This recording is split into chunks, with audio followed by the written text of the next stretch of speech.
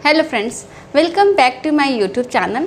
आज की इस वीडियो में हम डिस्कस करेंगे हार्ट सर्जरी के बाद पेशेंट की मेंटल रिकवरी कैसे होती है। मेंटली पेशेंट को जो प्रॉब्लम्स होते हैं उसके लिए कैसे रिकवर करेगा पेशेंट। मेंटली जो प्रॉब्लम होता है सर्जरी के बाद, चाहे वो हार्ट सर्जरी में एएसडी हो और टॉफ की सर्जरी हो, वाल्व रिप्लेसमेंट की सर्जरी हो, बाईपास सर्जरी हो, इन सारे सर्जरीज में, सभी तरह के कार्डियक सर्जरी में सर्जरी के बाद पेशेंट डिप्रेशन में, एंजाइटी, सैडनेस, होपलेसनेस, इस तरह के सिम्टम दिखाई देते हैं। कई बार पेशेंट सर्जरी के बाद अनवांटेड बिहेवियर करने लगते हैं। ऐसा बिहेवियर जो कि उनके लिए सुटेबल नहीं है, वो उस तरह का बिहेवियर नहीं करते, लेकिन सर्जरी के बाद इस तरह का वो बिहेवियर कर रहे हैं, इस तरह की एक्टिविटीज़ कर रहे हैं। ये सारी चीज़ें सर्जरी के बाद ही दिखाई देती है, उससे पहले उनके बिहेवियर में इस तरह की कोई चीज़ें नहीं होती है। तो ये क्यों होता है? सर्जरी के बाद मेंटली डिस्टर्ब क्यों होता है पेशेंट, और मेंटली अगर डिस्टर्ब हो गया तो वो कैसे रिकवर करेगा। फिजिकल रिकवरी के बारे में तो हर कोई बताता है आपको कि फिजिकली पेशेंट को कैसे रिकवर करना है सर्जरी के बाद। आज की इस वीडियो में हम डिस्कस करेंगे मेंटल रिकवरी कैसे होगी। पेशेंट की सर्जरी हो गई है, सर्जरी के बाद फिजिकल रिकवरी तो ऑन गोइंग है, धीरे धीरे चल रहा है, लेकिन मेंटल रिकवरी भी बहुत ज़रूरी होती है फिजिकल रिकवरी के साथ साथ। अगर मेंटली पेशेंट डिस्टर्ब है, मेंटली सही नहीं है, तो फिजिकल रिकवरी जो है डिले हो जाती है, फिजिकल रिकवरी जो है स्लो हो जाती है। इस वजह से उसकी ओवरऑल रिकवरी अफेक्ट करता है। पेशेंट सर्जरी के बाद मेंटली डिस्टर्ब क्यों होता है? जब पेशेंट की सर्जरी होती है, सर्जरी के दौरान एनेस्थीसिया दिया जाता है, और सर्जरी के बाद जब पेशेंट आईसीयू में आते हैं, आईसीयू के बाद रिकवर होके वार्ड में आते हैं, तो वार्ड में आने के बाद, आईसीयू में आने के बाद उनके सराउंडिंग में चीज़ें तो सारी सेम होती है, लेकिन उनके बॉडी में बहुत सारे चेंजेस सडनली आ जाते हैं, जिसकी वजह से उनके बॉडी में अलग अलग तरह के केमिकल्स फॉर्म होते हैं। उन्हें एंजाइटी, डिप्रेशन, सैडनेस, इस तरह की प्रॉब्लम होती है। और वो जब घर पे जाते हैं, जब अपने होम सेटिंग पे जाते हैं, तो वहाँ भी उन्हें सारी चीज़ें तो सेम दिखाई देती हैं, लेकिन उनके बॉडी में बहुत सारे चेंजेस अभी दिख रहे होते हैं। बहुत सारे लाइफ में चेंजेस करने होते हैं, लाइफस्टाइल चेंजेस करने होते हैं। इस तरह की प्रॉब्लम को देखते हुए पेशेंट को अंदर से एंजाइटी फील होती है, डिप्रेशन फील होता है, सैडनेस फील होती है।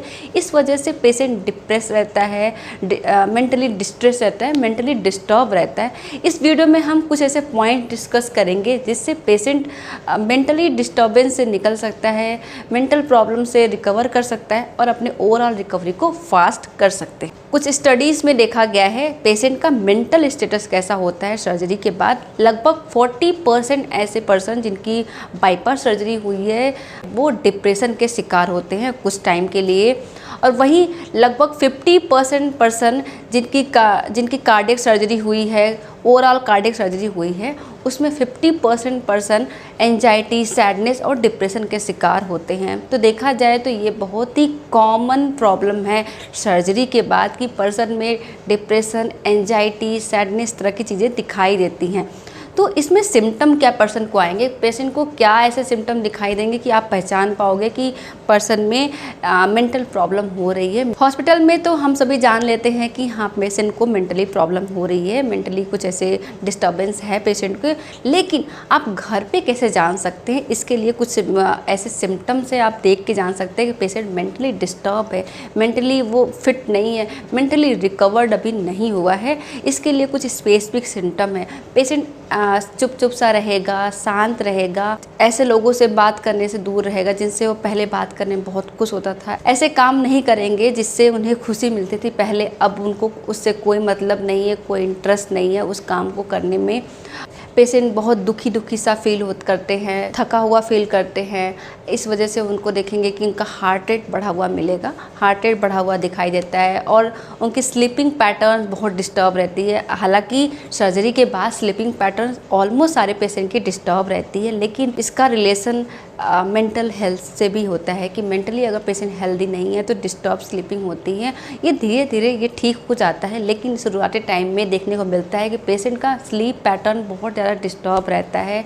पेशेंट होपलेसनेस फील करता है, पेशेंट को एंजाइटी होगी, सैडनेस होगा, बहुत ज़्यादा चिंता करेगा अपने फ्यूचर को लेके, अपने बॉडी को लेके, अपने मेडिसिन्स को लेके बहुत ज़्यादा एंग्सियस रहते हैं, बहुत ज़्यादा चिंता करते हैं। इस तरह के अगर सिम्टम उनमें दिखाई दे, इस तरह की अगर प्रॉब्लम दिखाई दे आपको, तो ये प्रॉब्लम उनका मेंटल डिस्टर्बेंस का है, मेंटल प्रॉब्लम का है। हालांकि ये धीरे धीरे रिकवर हो जाएगा, आगे के पॉइंट में मैं डिस्कस करूँगी कैसे रिकवर होगा ये। नेक्स्ट हम जान लेते हैं रिस्क फैक्टर क्या है मेंटली डिस्टर्ब होने का या फिर मेंटली अनहेल्दी होने का। सर्जरी के बाद क्या रिस्क फैक्टर है, किन लोगों में बहुत ज़्यादा रिस्क होता है कि वो मेंटली अनस्टेबल होंगे सर्जरी के बाद। ऐसे पर्सन जिनमें पहले से कोई हिस्ट्री है कि उन्हें एंजाइटी या फिर डिप्रेशन की प्रॉब्लम है, या फिर कोई प्रोलॉन्ग इलनेस है लाइक डायबिटीज़, हाइपरटेंशन, इस तरह की प्रॉब्लम पहले से हो चुकी है, तो ये सारे लोग काफ़ी रिस्क पे होते हैं मेंटली अनहेल्दी होने के। ऐसे पर्सन जो जिनमें साइकोलॉजिकल सपोर्ट नहीं है या फिर वो अकेले रहते हैं, तो इनमें भी काफ़ी रिस्क होता है। ऐसे पर्सन जो अनमैरिड है या फिर उन्हें फाइनेंशियल स्ट्रेस है बहुत ज़्यादा, सर्जरी के पहले भी उन्हें फाइनेंशियल स्ट्रेस था, इस तरह के अगर प्रॉब्लम अगर देखने को मिलता है सर्जरी के पहले, तो ऐसे पेशेंट सर्जरी के बाद मेंटली अनहेल्दी थोड़े टाइम के लिए हो जाते हैं। नेक्स्ट है रिकवरी। रिकवरी कैसे होती है? देखिए, जैसे आप फिजिकल रिकवरी ज़रूरी है, जैसे जैसे जैसे आपका टाइम बीतता है फिजिकल रिकवरी होते जाता है। आपका जो स्कार है वो ठीक होगा, वुंड है वो ठीक होता है, स्कार ठीक होते हैं, उसके साथ साथ ही आपका मेंटल हेल्थ भी ठीक होते जाता है। मेंटल हेल्थ भी ठीक होना चाहिए। अगर आपके फिजिकल हेल्थ अच्छे से हो रहा है और मेंटल हेल्थ अच्छे से नहीं हो रहा है, तो ये साइन सही नहीं है। कई ऐसे पेशेंट देखने को मिलते हैं कि उन्हें मेंटली अनहेल्दी ऐसे प्रॉब्लम फेस करनी पड़ती है, लेकिन कुछ टाइम बाद, महीने 2 महीने बाद वो ठीक हो जाते हैं। महीने 2 महीने बाद फैमिली सपोर्ट, फ्रेंड सपोर्ट के साथ वो ठीक हो जाते हैं, ऐसा कोई प्रॉब्लम नहीं होता। बहुत रेयर चांसेस होते हैं कि जिनमें ये चीज़ें परसिस्टेंट कर जाती है, बहुत लंबे टाइम तक चलती है और आपको फिर मेडिकल हेल्प लेने की ज़रूरत पड़ती है। नेक्स्ट हम डिस्कस करते हैं इसके कुछ पॉइंट्स कि कैसे आप मेंटली हेल्दी हो सकते हो सर्जरी के बाद। सर्जरी के बाद आप जब भी घर पे आते हैं तो आपके फैमिली सपोर्ट होना बहुत ज़रूरी है। अगर फैमिली में आपके फैमिली जो क्लोज वन है, लव्ड वन है, वो आपके सपोर्ट में हैं, वो आपको टाइम टू टाइम केयर कर रहे हैं, हर चीज़ का ध्यान रख रहे हैं, तो अपने आप वो आपको वेल बीइंग होने लगता है, अच्छा फील होने लगता है और आप धीरे धीरे मेंटली रिकवर्ड होने लगते हैं। तो आपके रिलेटिव को कितना आपसे कंसर्न है, कितना आपसे क्लोज है, ये बहुत ज़्यादा इफ़ेक्ट करता है आपके मेंटल हेल्थ के लिए। मेंटल हेल्थ के लिए ज़रूरी नहीं है कि आप बहुत ज़्यादा लोगों को बटोर के रखो, बहुत ज़्यादा लोगों को इकट्ठा करके रखो, ज़रूरी नहीं है। जो ऐसे 2 से 3 लोग ऐसे हैं जो आपके लव्ड वन हैं, जो आपके क्लोज पहले रहते थे, अब उनका रहना बहुत ज़रूरी है, क्योंकि ऐसे लोग आपके अगर सराउंडिंग में रहते हैं तो आपकी रिकवरी और मेंटल हेल्थ की रिकवरी काफ़ी अच्छी होती है, क्योंकि हम मेंटली सेटिस्फाइड फील करते हैं, मेंटली अच्छा फील करेंगे तभी हमारा फिजिकल हेल्थ अच्छा होगा, फिजिकली हम रिकवर्ड होंगे। मेंटल रिकवरी का फर्स्ट पॉइंट है, जैसे ही आप घर जाते हैं या फिर वार्ड में हैं, उस टाइम पे अगर छोटे छोटे गोल्स बनाइए, हम छोटे छोटे गोल्स बना के उसको आप चीयर अप करिए, उसको आप सेलिब्रेट करिए। जैसे आपने मान लीजिए कोई एक्सरसाइज कर रहे हैं, मान लीजिए आप स्पायरोमेट्री कर रहे हैं, स्पायरोमेट्री में आपसे एक बॉल अभी तक उठ रहा था, दूसरा बॉल आप नहीं उठा पा रहे थे। अगर आपने दूसरा बॉल उठा लिया है तो उसको चीयर अप करिए, उसको एनकरेज करिए कि हाँ आपने बहुत अच्छा काम किया। ये पॉइंट जो है रिलेटिव के लिए है कि रिलेटिव अपने पेशेंट को एनकरेज करिए, चीयर अप करिए, सेलिब्रेट करिए इस चीज़ को कि वो उन्होंने 1 बॉल उठा रहे थे, अब 2 बॉल उठा पा रहे हैं, या फिर स्पायरोमेट्री वो 3 बार कर रहे थे, आप 4 बार कर रहे हैं या 5 बार कर रहे हैं, उस चीज़ को चीयर अप करिए। या फिर पेशेंट अगर वो वॉकिंग कर रहे हैं तो वॉकिंग में अगर उन्होंने 50 या फिर 100 स्टेप चल लिया तो उसको चीयर अप करिए। छोटे छोटे गोल्स बना के छोटी छोटी खुशियों को सेलिब्रेट करिए, उससे पेशेंट का मेंटल हेल्थ जो है बूस्ट अप होगा, मेंटली वेल फील करेंगे और उनका मेंटल रिकवरी अच्छे से होने लगेगा। नेक्स्ट पॉइंट है engage in small physical activity. Patient को छोटे छोटे फिजिकल एक्टिविटी में इंगेज रखिए। जैसे कोई इंडोर गेम है, दिन भर तो एक्सरसाइज करेंगे नहीं पेशेंट, तो उनको छोटे छोटे गेम्स में, मान लीजिए कोई इंडोर गेम है, पेशेंट को पसंद है लूडो खेलना, कैरम खेलना, तो इस तरह के इंडोर गेम्स है जो आप उनको इंगेज करके रख सकते हैं कि वो कुछ गेम खेले। या फिर कोई लव्ड वन है उनसे वीडियो कॉल पे बात कर लीजिए, जिससे जो काम उनको करने पहले अच्छा लगता था वो काम उनको कराइए, तो उससे उनको वेलबींग फील होगा, अच्छा फील होगा और वो अच्छे से रिकवर हो पाएंगे। नेक्स्ट है प्रैक्टिस रिलैक्सेशन थेरेपी। जैसा कि हम आपको बताते हैं कि आपको कुछ एक्सरसाइज करने हैं, जैसे मेरे पिछले वीडियो में आपने देखा होगा कि एक्सरसाइजेस के बारे में हमने बताया हुआ है, तो उसमें हमने बता के रखा है कि आपको डीप ब्रीदिंग एक्सरसाइज करनी है। डीप ब्रीदिंग एक्सरसाइज और मेडिटेशन भी काफ़ी हद तक मेंटल हेल्थ को बूस्ट अप करने का काम करता है, मेंटली पेशेंट को हेल्दी बनाता है। तो ट्राई करिए, सुबह शाम जब भी आपको टाइम मिले पेशेंट को मेडिटेशन कराइए और डीप ब्रीदिंग कराइए। ऐसा नहीं है कि पेशेंट ही केवल करेगा, नहीं, अगर आप करा रहे हो तो आप भी उनके साथ करिए। ये आपके लिए भी अच्छा है, पेशेंट के लिए भी अच्छा है। तो पेशेंट करेगा तो पेशेंट के साथ साथ आप भी करिए, जिससे पेशेंट को फील होगा नहीं मैं ही नहीं कर रहा हूँ, मेरे साथ वाले भी कर रहे हैं, मेरे साथ वाले मेरी रिकवरी में साथ खड़े हैं। तो ऐसे ही पेशेंट का मेंटल हेल्थ बूस्ट होता है और वो अच्छे से मन लगा के एक्सरसाइज करेंगे, डीप ब्रीदिंग करेंगे और मेंटली हेल्थ अच्छा होने लगेगा। नेक्स्ट है social support and share feeling. ऐसे पर्सन जो जिस पे पेशेंट बहुत ज़्यादा ट्रस्ट करता है, अच्छे से अपनी बातें शेयर कर सकता है, तो उनको पेशेंट से बातें करनी चाहिए। हर कोई तो ऐसा नहीं होता, फैमिली में कोई 2-4 लोग ही ऐसे होते हैं जिन पे पेशेंट ब्लाइंडली ट्रस्ट करता है। तो ऐसे पर्सन को उनसे बात करना चाहिए, उनकी फीलिंग को एक्सप्रेस कराइए। जब भी आप बात करिए तो उनसे ओपन एंडेड क्वेश्चन पूछना है। ओपन एंडेड क्वेश्चन पूछना, 2 तरह के क्वेश्चन होते हैं, क्लोज एंडेड होते हैं और ओपन एंडेड होते हैं। क्लोज एंडेड क्या होते हैं? क्लोज एंडेड ऐसे होते हैं जिसमें आपने एक सेंटेंस आपने पूछा, एक सेंटेंस उन्होंने बताया, तो ये हो गया क्लोज एंडेड। जैसे आपने पूछा आप कैसे हो, तो उन्होंने कहा मैं ठीक हूँ, तो ये क्लोज एंडेड हो गया। उन्होंने अपनी फीलिंग आपसे एक्सप्रेस नहीं करी, उन्होंने आपको नहीं बताया कि वो कैसे है, बस बता दिया कि वो ठीक है। ठीक है, तो उसका मतलब है उन्होंने क्लोज एंडेड क्वेश्चन किया, आपने क्लोज एंडेड क्वेश्चन किया, उन्होंने क्लोज एंडेड ऑप्शन दिया आपको। ओपन एंडेड क्या होता है? ओपन एंडेड में ऐसा है कि आप उनसे उनकी फीलिंग को एक्सप्रेस कराना चाहते हैं, तो इसमें आप पूछ सकते हैं आज आप कैसा फील कर रहे हैं। तो कैसा फील कर रहे हैं तो वो आपको बताएंगे, नहीं मैं आज ऐसा फील कर रहा हूँ, कल ऐसा फील कर रहा था, सर्जरी के पहले ऐसा फील कर रहा था, अब मुझे ये चाहिए, अब मुझे ये नहीं चाहिए, मुझे ये खाना है, मुझे वो नहीं खाना। इस तरह की चीज़ें वो आपसे एक्सप्रेस करेंगे। तो ये होता है open ended question. Open ended question means आप उनसे सारी बातें जानना चाहते हो, उनसे सारी चीज़ें निकलवाना चाहते हो, ये होता है ओपन एंडेड क्वेश्चन। दूसरा जो क्लोज एंडेड है, जैसे कि हम जाते जाते किसी से पूछ लेते हैं कैसे हैं आप, तो वो बता देते हैं हाँ ओके, बस ओके। तो ये हो गया क्लोज एंडेड क्वेश्चन। इस तरह के क्वेश्चन से हमें उनके बारे में कुछ भी पता नहीं चलेगा, जबकि ओपन एंडेड क्वेश्चन से हमें पेशेंट के बारे में, पर्सन के बारे में बहुत सारी चीज़ें पता चल जाती हैं, क्योंकि हमने क्वेश्चन ही ऐसा किया है। इस तरह के सिनारियो, इस तरह के क्वेश्चन को आप अपने पर्सनल लाइफ में भी यूज़ कर सकते हैं। क्लोज एंडेड क्वेश्चन वहाँ यूज़ कर सकते हैं जिनसे आपको बातें कम करनी है, या फिर और ओपन एंडेड क्वेश्चन वहाँ कर सकते हैं जहाँ आपको बहुत ज़्यादा इलेबोरेट करके एक्सप्रेशन को एक्सप्रेस करवाना है, वहाँ पे यूज़ कर सकते हैं। ओके, नेक्स्ट है मेंटली हेल्दी होने का एक और बहुत ही अच्छा टेक्निक है कि पेशेंट को एक अच्छा बैलेंस डाइट देना है। जो भी पेशेंट को अलाउ है, जितना भी खाना उनको अलाउ है, जिस भी तरह का उनको खाना अलाउ है, उनको एक बैलेंस मील देना ज़रूरी है।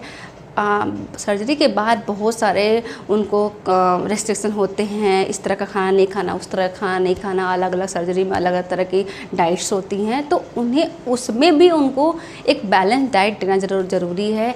हार्ट हेल्दी डाइट देना ज़रूरी है, जिससे उनका मेंटल हेल्थ बूस्ट हो जाए और मेंटल हेल्थ अच्छा रहे।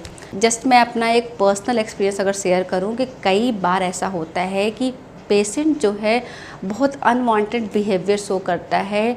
कभी आप क्वेश्चन कुछ पूछेंगे तो पेशेंट इरिटेट हो जाते हैं, उस क्वेश्चन का सही आंसर नहीं देते, उल्टा जवाब देते हैं, तो रिलेटिव बहुत बार इरिटेट होने लगते हैं कि ये कैसे बात कर रहे हैं, ये कैसा बिहेवियर है इनका, चाहे वो बड़े हों चाहे छोटे हों, कोई भी किसी भी एज ग्रुप के हो, उनका इरिटेशन, उनका एंजाइटी इस लेवल का होता है कि आपसे वो क्वेश्चन का आंसर तक नहीं देना चाहते, या फिर वो अच्छे से आपसे बात भी नहीं करना चाहते। तो इसका ये मतलब नहीं है कि वो आपको हर्ट करना चाहते हैं। इसका ये बिल्कुल भी मतलब नहीं है कि पेशेंट आपको हर्ट करना चाहता है, नहीं। पेशेंट खुद में इतना हर्ट है कि वो आपसे अच्छे से बिहेव नहीं कर पा रहा है, आपसे अच्छे से बात नहीं कर पा रहा है। उस पेशेंट के अंदर ही कितने सारे फाइट्स चल रहे हैं, कितने सारे चीज़ें ऐसे चल रही है जो आप हो सकता है अंडरस्टैंड ना कर सको। तो प्लीज़ मेरा रिक्वेस्ट है, शुरू के जो 1-2 महीने होते हैं वो बहुत ज़्यादा क्रूशियल होते हैं फिज़िकल हेल्थ के साथ साथ मेंटल हेल्थ के लिए। इसलिए पेशेंट जो चीज़ें फील कर रहा है, आपको ज़रूरत है कि आप पेशेंस के साथ, धैर्य के साथ उसको फेस करिए, क्योंकि उन्होंने जो फेस किया हुआ है वो आप मैं कोई भी अंडरस्टैंड नहीं कर सकता। लेकिन आप थोड़ा सा धैर्य रख के, आप थोड़ा सा धीरज रख के उनके बिहेवियर को एज इट इज़ छोड़ दीजिए और आप धैर्य रखिए, आप रिएक्ट मत करिए। आपका रिएक्शन हो सकता है कि लॉन्ग टर्म में वो याद रख जाए। अगर उन्होंने आपको उल्टा जवाब दे दिया या फिर कुछ ऐसा बोल दिया और आपने भी उनको बोल दिया, आपने अंडरस्टैंड नहीं किया, तो ये हो सकता है लॉन्ग टर्म में वो याद रख जाए और हो सकता है आपका रिलेशन ख़राब हो जाए। तो इस चीज़ को आप ध्यान में रखिए कि पेशेंट अगर एंजाइटी में है, पेशेंट डिप्रेशन में है, पेशेंट सैड है और इस दौरान आपको कुछ ऐसा बातें बोल देते हैं या फिर कुछ ऐसे बोल देते हैं जो आपको अच्छा नहीं लगता है, तो आपको ऐसे टाइम पे थोड़ा धैर्य रखने की ज़रूरत है। सोचने की ज़रूरत है कि पेशेंट इस कंडीशन में नहीं है कि वो आपको इस तरह से अच्छे से जवाब दे पाए या फिर जैसे पहले वो बातें करते थे उस तरह से कर पाए। थोड़ा टाइम दीजिए, धैर्य रखिए। 1-2 महीने जैसे वो फिजिकल रिकवर होंगे वैसे ही वो मेंटली भी रिकवर हो जाएंगे और पहले की तरह सारी चीज़ें स्टार्ट हो जाएंगी। फिज़िकल रिकवरी तो हो जाती है। फिज़िकल रिकवरी के लिए हम बहुत सारी चीज़ें उनको सिखा देते हैं हॉस्पिटल में ही। फिज़िकल रिकवरी के लिए बहुत सारे एक्सरसाइजेस भी आते हैं जिसको उन्हें बता दिया जाए तो वो बहुत जल्दी रिकवर होने लगेंगे। लेकिन मेंटल रिकवरी टोटली डिपेंड करता है फैमिली मेम्बर्स पे। फैमिली मेम्बर्स का कैसा बिहेवियर है, फैमिली मेम्बर का कैसा अटेंशन है पेशेंट को लेके, इस पे बहुत ज़्यादा डिपेंड करता है। इसलिए मेरा रिक्वेस्ट है आप सभी लोगों से, अगर आपके घर में किसी की हार्ट सर्जरी हुई है या फिर कोई भी मेजर सर्जरी हुई है, ऐसे में आप थोड़ा धैर्य रखिए, आप थोड़ा धीरज रखिए। पेशेंट धीरे धीरे रिकवर हो जाएगा तो आपको अच्छे से बातें करेगा, अच्छे से आपका जो भी चीज़ें हैं उसको क्वेश्चन को आंसर करेंगे। अगर वो कुछ ऐसी बातें बोल देते हैं तो उसको दिल पे ना लगाएं, उसको छोड़ दें, उसको भूल जाएं। आए दिन घर पे भी आपको देखने को मिलेगा कि पेशेंट मेंटली इतना अनस्टेबल है कि वो बहुत सारी चीज़ें ऐसे बोल देते हैं जो उनको नहीं बोलना चाहिए या फिर आपको सुनने में वो अच्छा नहीं लग रहा होगा। लेकिन ऐसे टाइम पे थोड़ा धैर्य रखिए, पेशेंट को थोड़ा टाइम दीजिए, वो जल्द से ही रिकवर हो जाएंगे, पहले की तरह बिहेवियर करने लगेंगे। आई होप ये वीडियो आपके लिए हेल्पफुल होगा, आपके मेंटल हेल्थ की रिकवरी के लिए हेल्पफुल होगा और पेशेंट के रिलेटिव के लिए भी हेल्पफुल होगा। तो ऐसी और जानकारी के लिए और ऐसी इस तरह की और वीडियोस के लिए मुझे आप सजेस्ट कर सकते हैं और मुझे कमेंट कर सकते हैं। ऐसी और जानकारी के लिए मेरे चैनल को सब्सक्राइब करें, वीडियो को लाइक करें एंड शेयर करें। Okay, thanks for watching.